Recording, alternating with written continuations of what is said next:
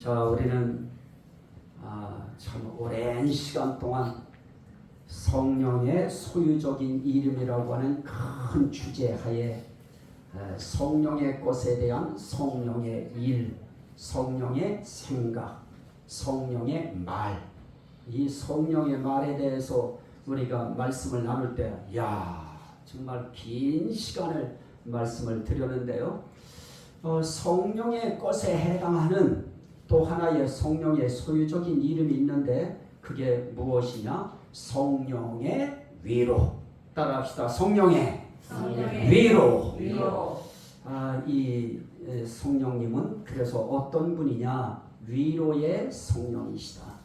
그래서 저는 이 성령의 위로할 때 이 위로도 아주 신성한 하나님께 연결되어진 삼위일체성 위로로 봤습니다. 그래서 이 위로도 위로의 하나님, 위로의 주 예수, 위로의 성령. 성경은 그렇게 말씀해요. 그래서 위로의 하나님이, 위로의 주께서, 위로의 성령이 이렇게 말씀하실 때 그 삼위일체 하나님의 이 위로가 이 시대를 살아가는 저희들의 삶에 없어서는 안 돼요. 반드시 위로가 있어야 되는데 위로에 대해서 사전에 의미도 저는 말씀을 봤고요. 영어의 이 의미의 내용도 우리는 함께 말씀을 나눴습니다. 그리고 저는 특별히 제가 사랑하고 좋아하는 것이 성경이 그것을 무엇으로 해석했는가가 가장 중요해요. 그래서 그 위로라고 하는 것이 성경은 어떤 것을 위로로 받는가 그 말씀을 볼 때 예레미야 31장 13절 말씀을 통해서 슬픔을 돌이켜 즐겁게 하고 근심을 돌이켜 기쁘게 하는 것. 이게 위로예요. 슬픔을 돌이켜서 우리의 인생길에 어떻게 하느냐? 즐겁게 해주시고 또 우리의 근심을 돌이켜서 기쁘게 하는 것. 슬프면 근심해요. 근심됐다고 하는 건 슬프다고 하는 뜻이에요. 여러분 옆 사람은 인사합니다. 슬프세요? 그러면 여러분들은 근심 많이 가지고 살아가는 것입니다. 근심이 많다. 그건 슬프다는 뜻입니다. 오늘 대한민국 백성들을 향해서 또 세계의 사람들을 향해서 당신 근심 없습니까? 라고 이야기하면 다 근심이 있다고 할 겁니다. 저는 어느 대형교회 큰 교회에 기도하시면서 아픈 분들은 머리에 손 얹고 가슴 어디 아픈 부분 자기가 적당하게 손 얹고 우리 기도하겠습니다 하는데 제가 유심히 뚫어지게 한번 본 적이 있습니다. 봤더니 손 올리지 않은 사람 내 눈에 뜨이지 않을 정도로 다 손 올렸어요. 어떤 사람은 귀를 잡고요. 어떤 사람은 눈에다 손을 얹고요. 어떤 사람은 코를 잡고요. 어떤 사람은 머리에 손을 얹고요. 그도 저도 아닌 사람은 가슴에 손을 이렇게 살포시 포개고요. 그 의미는 무엇입니까? 우리 인생길에 문제가 다 있다고 하는 것입니다. 내 몸 하나에도 그렇게 내 손 안 갈 곳이 없을 만큼 그런 문제의 아픔이 있는데 환경의 아픔까지 생각하고 지역적인 아픔까지 생각하고 나아가면 우리의 염려, 근심은 떨어질 새가 없는 겁니다. 그럼에도 불구하고 우리 예수님은, 우리 하나님은, 우리 성령님은 뭐라고 말씀하시느냐? 염려하지 말라, 근심하지 말라. 왜 근심하느냐? 왜 염려하느냐? 그래서 하나님이 우리 위로하실 때도 성령의 위로를 통해서 우리 위로하실 때 그래요. 힘드냐? 아프냐? 어렵냐? 답답하냐? 이렇게 부르실 때 우리는 어떻게 해요? 아멘, 아멘, 아멘. 힘듭니다. 어렵습니다. 답답합니다. 아픕니다. 그러면 우리 하나님은 마지막 정리를 아주 쌍방하게 하셔요. 나도 힘들다. 네가 아프니 나도 아프다. 네가 힘들어하니 나도 힘들다. 그럼에도 불구하고 기뻐해라. 그 의미는 무엇입니까? 내가 너희의 슬픔을 변하여 즐겁게 해주고 너희의 근심을 변하여 돌이켜서 기쁘게 해주겠다. 그 의미는 뭘까요? 나는 자신이 있다. 나는 할 수 있다. 나는 전능한 하나님이다. 전능한 아버지다. 나는 전능한 영이다. 이 하나님, 오늘 이 시간에도 여러분들의 위로 필요하다고 하는 거 아시는 거 인정하시면 아멘 합시다. 아멘. 그리고 그분이 우리의 필요한 위로 주실 거 믿으시면 아멘 합시다. 아멘. 저는 그 사실을 믿어요. 그 사실 의지합니다. 그래서 저는 하나님의 말씀이 뭐라고 하시는지, 하나님이 뭐라고 말씀하시는지 그 답이 저는 제일 중요해요. 요즘에 우리 일상사에 가장 중요한 이야기가 뭡니까?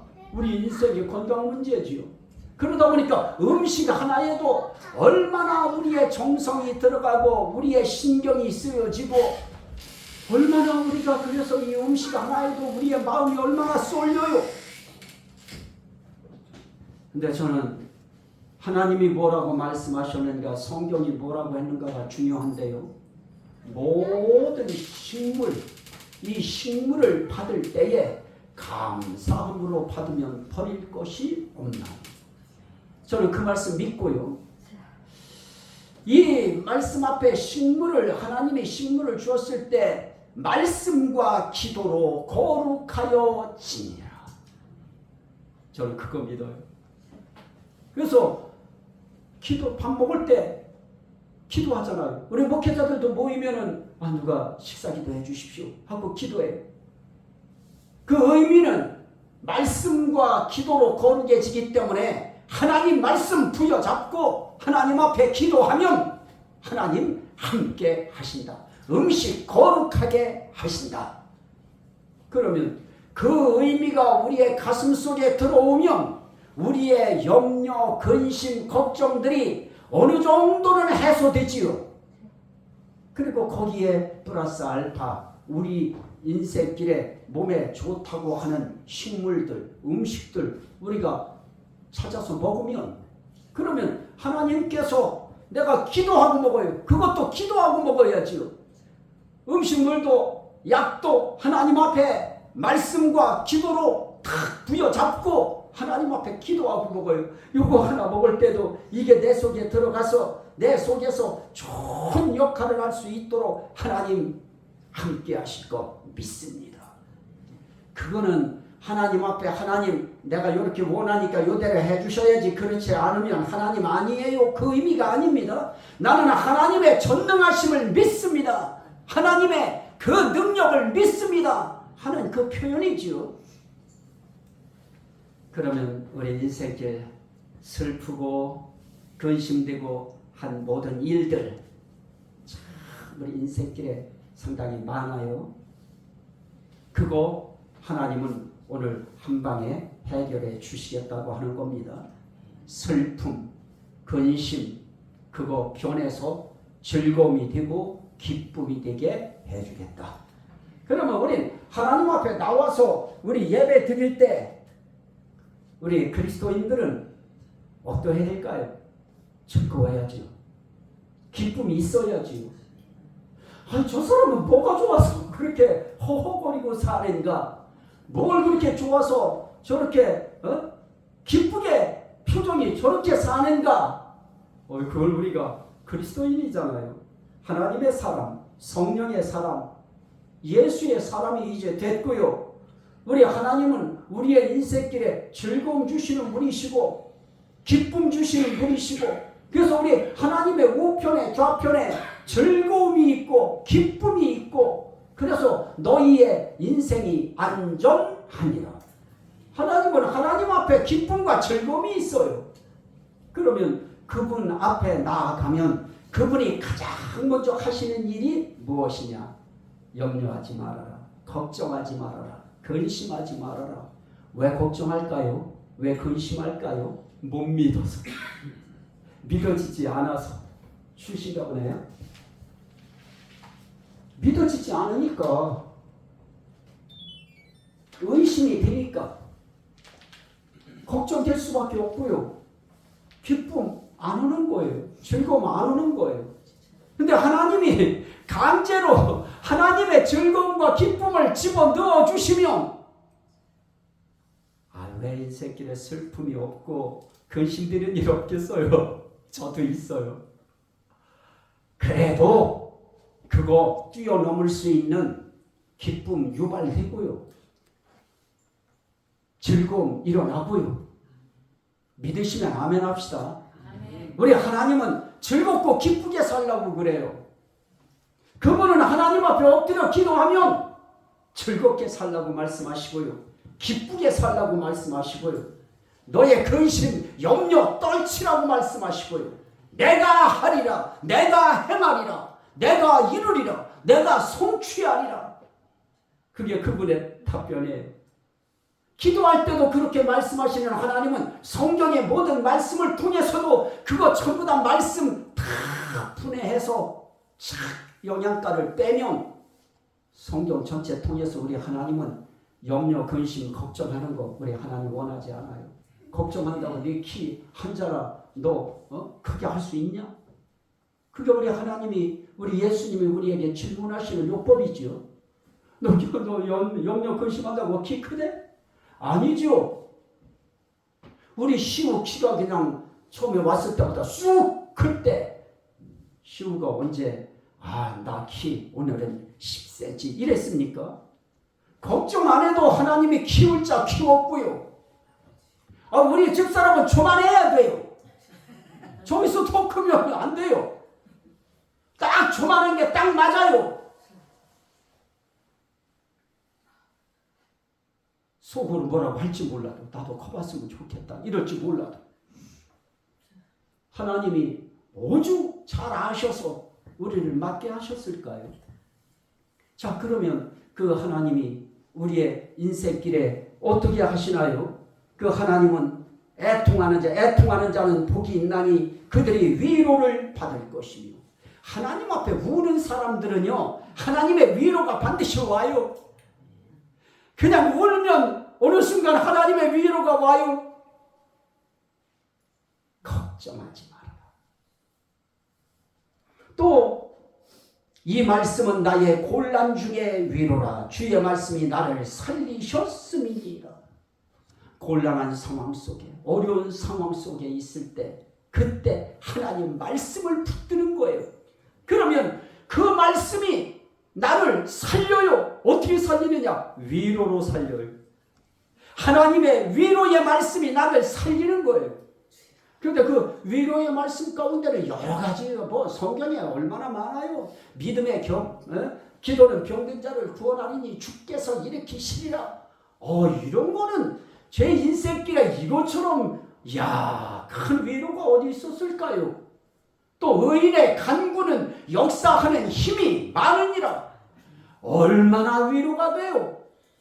나는 우리 정우의 기도를 저는 주일마다 수요일마다 꼭 정우의 기도를 제가 받잖아요.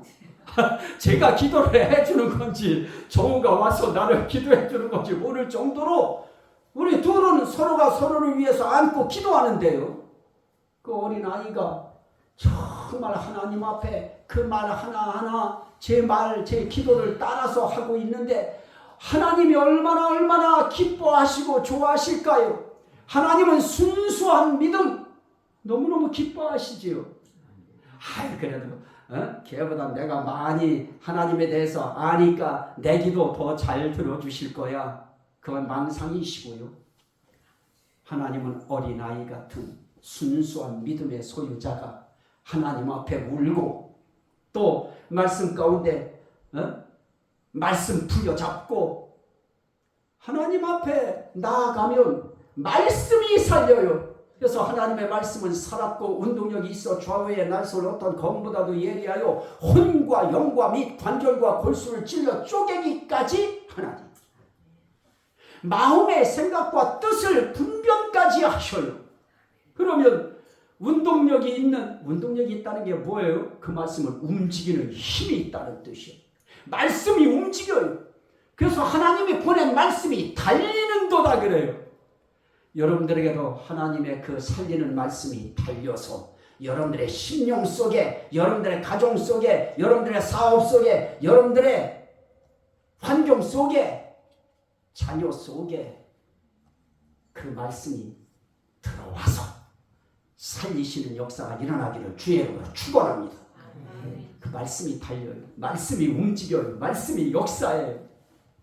그러면 그 말씀이 나를 살리셨음이죠. 그러면 애통하는 자, 말씀 의지하고 그 말씀 붙드는 자, 그 다음에 너희의 하나님이 이르시되 너희는 위로하라. 내 백성을 위로하라. 하나님은 애통하고 하나님 말씀 붙들고 사는 하나님의 백성들, 그 백성들 위로하셔요. 그러면 여기서 우리가 한 가지 답만 우리가 도출해내면 되죠. 나는 하나님의 백성인가 아닌가? 나는 하나님의 자녀인가 아닌가? 그러면 하나님의 백성은 뭡니까? 하나님께 속한 자. 내가 하나님의 자녀인가 아닌가는 예수를 영접했는가 안 했는가? 예수를 영접하는 자, 곧 그 이름을 믿는 자들에게는 하나님의 자녀가 되는 권세를 주셨습니다. 아니, 자녀들은 권세 받은 사람들, 그 사람들이 하나님의 나라의 시민이고요. 하나님 나라의 백성이 되고요. 그러면 여러분들에게 묻습니다. 여러분들은 하나님의 백성인 거 믿으시면 아멘 합시다. 이게 하나님 앞에 시인해 드리는 거예요. 그리고 하나님은 하나님의 자녀, 하나님의 백성들은 반드시 위로하시는 하나님이신 것도 시인하시면 아멘 합시다. 우리 그거 하나님 시인해 드리는 거예요. 그래서 하나님은 자기 백성들 위로하신다. 자기 백성들 이렇게 변화시켜 주신다. 이렇게 환경을 바꿔 주신다. 이렇게 심령의 상황을 그분이 변화시켜 주신다 하는 걸 인정해 드리는 것입니다. 교회라고 하는 것이 그런 것 아닙니까? 여기 와서 뭐 찬송 우리가 올려드리죠.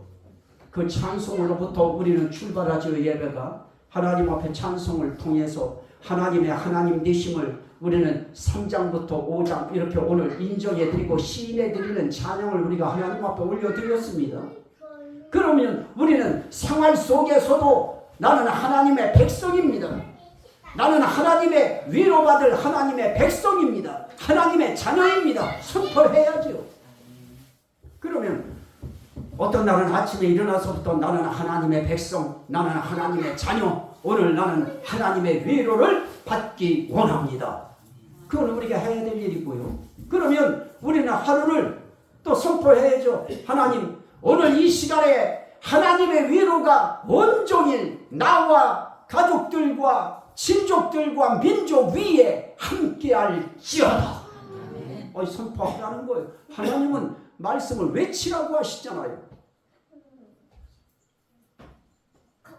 그러면 우리 하나님은 어떻게 우리를 위로하실 때 대체 어떤 수단을 통해서 위로하시는가? 제가 이미 지금 말씀 다 드렸어요. 그래도 한번 읽어보실까요? 스가랴서. 학개, 스가랴, 말라기가 구약성경 끝이에요. 말라기 앞에. 스가랴 1장 13절입니다. 학개, 스가랴, 말라기예요. 1장 13절 제가 읽을게요. 12절부터 여호와의 천사가 대답하여 이르되 만군의 여호와여, 여호와께서 언제까지 예루살렘과 유다 성읍들을 불쌍히 여기지 아니하시려 하나이까? 이를 노하신 지 70년이 되었나이다 하매 여호와께서 내게 말하는 천사에게 선한 말씀, 위로하는 말씀으로 대답하라. 자, 보세요. 하나님은 천사들에게도 하나님은 위로하는 말씀으로 대답하시더라. 그러면 천사들조차도 우리를 섬기는 자로, 우리를 시중드는 자로 그렇게 부리시는 하나님께서 하나님의 자녀들, 하나님의 백성들, 하나님의 종들, 그들을 향해서 하나님이 위로하실 때 뭐로 위로하실까요? 선한 말씀, 결국은 말씀으로 위로해요. 하나님의 말씀이 이 하나님의 말씀 구약과 신약은 다 선한 말씀인 거 믿으시면 아멘 합시다. 하나님이 선하신 분이시기 때문에 예수님이 선하신 분이시기 때문에 하나님의 영 성령님이 선하시기 때문에 그분의 입에서 나오는 말씀은 다 선한 것입니다. 그러면 선하신 하나님의 말씀, 그 말씀은 어떤 것이냐? 위로하는 말씀이에요. 그러면 오늘 하나님의 의도가 있지요.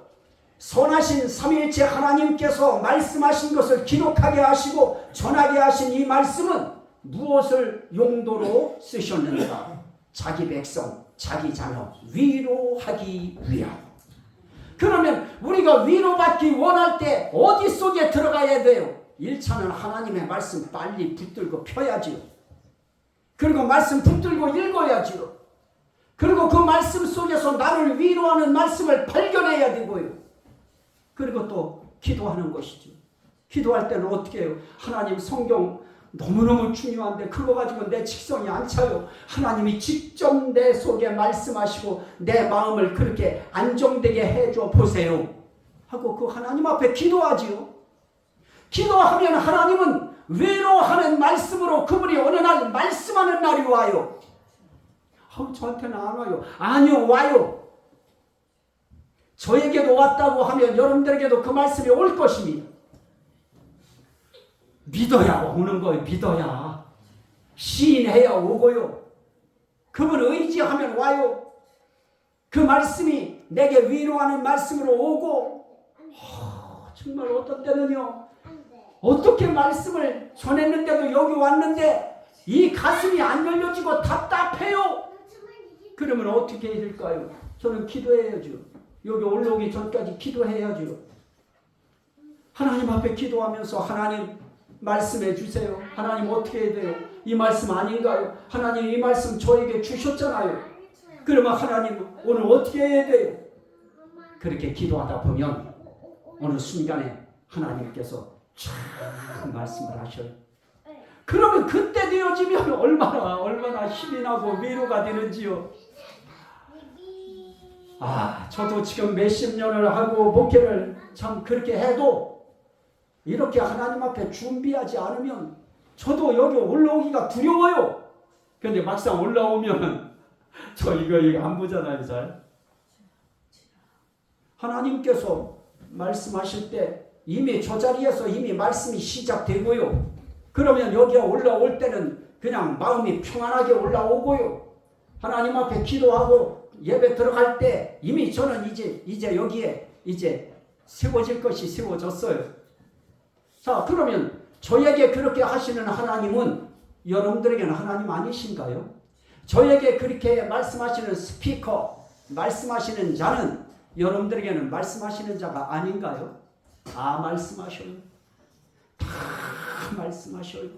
우리가 그것을 깨닫지 못하도록 뭔가에 우리가 막혀 있어서 우리가 예민하게 우리가 둔감해져서 그것이 깨달아지지 않아서 그렇지 하나님 말씀 다 하셨어요. 그리고 말씀 날마다 하고 계시고요. 자, 하나만 여러분들한테 질문할게요. 여러분들 오늘 예배 드리러 여기에 나올 때 오늘 아침에 마음에 어떤 마음이 여러분들에게 들어오셨어요? 교회 가야지. 여러분들의 생각이었나요? 그 여러분들의 생각으로 생각하세요? 아니죠. 하나님은 이미 여러분들의 마음속에 그 생각을 가질 수 있도록 하나님의 생각을 여러분들의 마음속에 들어 미셔서 여러분들로 하여금 그 생각을 가질 수 있도록 만들어 주셨죠.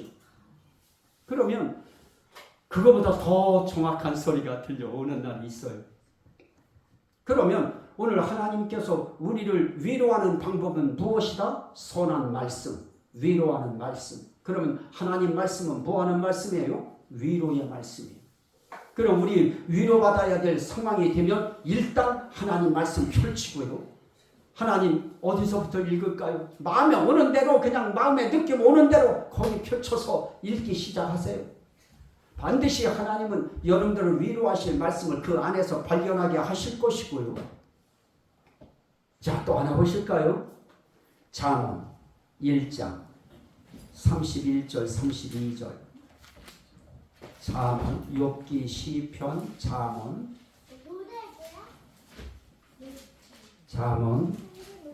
1장 31절, 32절 찾으셨으면 함께 읽으시고요. 그렇지 않으면 제가 읽도록 합니다. 32절, 33절입니다. 시작. 어리석은 자의 퇴보는 자기를 죽이며 미련한 자의 안일은 자기를 멸망시키려니와 오직 내 말을 듣는 자는 평안히 살며 재앙의 두려움이 없이 안전하리라.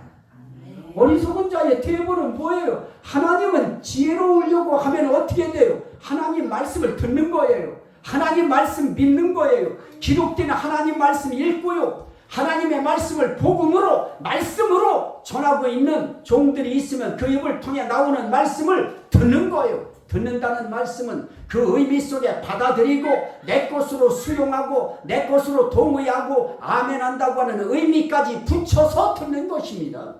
그러면 그렇게 듣는 자는 어떻게 해요? 평안히 살며 하나님 너무 평안하게 해주니까 너무 평안하게 해주니까 그냥 안 이래버려요. 하나님 나와 함께 안 하는 것처럼 느껴버려요. 너무 평안해도 탈이에요. 옆 사람 인사합시다. 너무 평안해도 탈입니다. 하나님이 평안하게 해주셔도 너무 평안하게 해줘도 탈이에요. 하나님이 함께하지 않는 것처럼 느껴요. 하나님이 나의 인생길에 역사하지 않는 것처럼 받아들여요.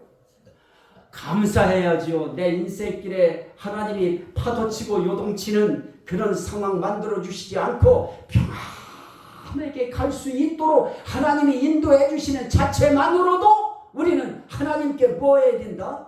감사해야 된다. 뭐로 감사해요? 우린 머릿속에 하도 뭐가 딱지가 붙어가지고 감사해야 됩니다. 그러면 아이고 또 헌금, 우리는 헌금 얘기 안 하기로 유명한 교회지만 하나님 앞에 감사할 수 있는 최고의 무기 하나님이 주셨잖아요. 입술의 열매, 찬양, 인정, 시인. 하나님은 하나님 정말 감사한 마음 하나님 앞에 내 말로 시인해 드리는 거 이게 최고의 감사입니다. 이방인 중에 나에게 감사하러 온 자가 이자밖에 없느냐? 그가 했던 것이 뭐였어요? 엎드려서 고맙습니다. 말로 감사했던 거예요. 오늘 우리도 하나님 앞에 그런 찬송의 말이 필요하지요. 그런 감사의 말의 한 단계 위에가 찬송의 말인데요. 하나님 앞에 그런 찬송의 말을 해야죠. 하나님 나의 인생길 하나님 평안하게 해주신 거 나 믿습니다. 그거 시인해드리고 하나님이 평안하게 하시지 않으면 나 안 됩니다. 시인해드려야죠. 뭐 하려고 하다 보니까 저도 이번에 세상에 우리 연합회라고 해도 이 배구를 때릴 사람이 없어요. 그러니까 나보고 해야 된대요. 인원도 마땅치 않으니까 더더욱 세상에 제 나이에 제가 세상에 그 젊은 목회자들하고 제가 그 배구를 이거를 제가 물론 갈 때 오늘 어떻게 하지 잘해야 되는데 이제는 설레요. 어떤 모습이 내게서 나올까 설레요. 근데 염려되지요. 걱정되겠지요. 어떤 목표를 가지면 걱정되지요. 염려되겠지요. 그래도 졌는데도 좋아요. 졌는데도 평안하고요. 평안할 때 뭐예요? 한 사람도 부상 없이 안전하게 끝났다고 하는 자체만으로도 감사하고요. 그러면 오늘 우리가 살아가는 우리 인생길에 내 말을 듣는 자는 평안히 살며 재앙의 두려움이 없이 안전하리라. 이게 위로의 말씀이죠. 이 말씀 가슴속에 넣고 살아보세요. 두려움 없어요. 안전해요. 하나님이 안전하게 하나님께서 우리의 인생길 안전하게 하나님이 해나가셔요. 그게 믿어지지 않으면 우리 인생길 날마다 두렵지요. 우리 집사람은 더더욱 두렵겠지요. 여러분들 눈에 잘 띄는 그 뱀이 우리 집사람한테 한번 뛰었으면 저 사람 얼마나 새벽기도 시간에 두려웠을까요? 안 뛰어요. 지금 몇 년을 사는데 안 뛰어요. 나는 그것도 감사해요. 나는 그것도 감사해요. 자, 하나님은 우리 인생길 하나님 말씀 듣는 자 하나님은 어떻게 하신다? 평안하게 해주시고 또 안전하게 해주신다. 재앙에 두려움이 없이 안전하리라. 자, 한 말씀만 더 볼까요? 히브리서 6장. 이제 결론할 겁니다. 히브리서 6장.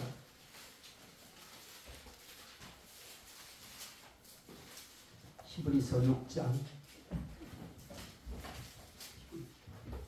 17절 18절 두 절만 읽을 겁니다. 찾으셨으면 함께 읽으시죠. 시작.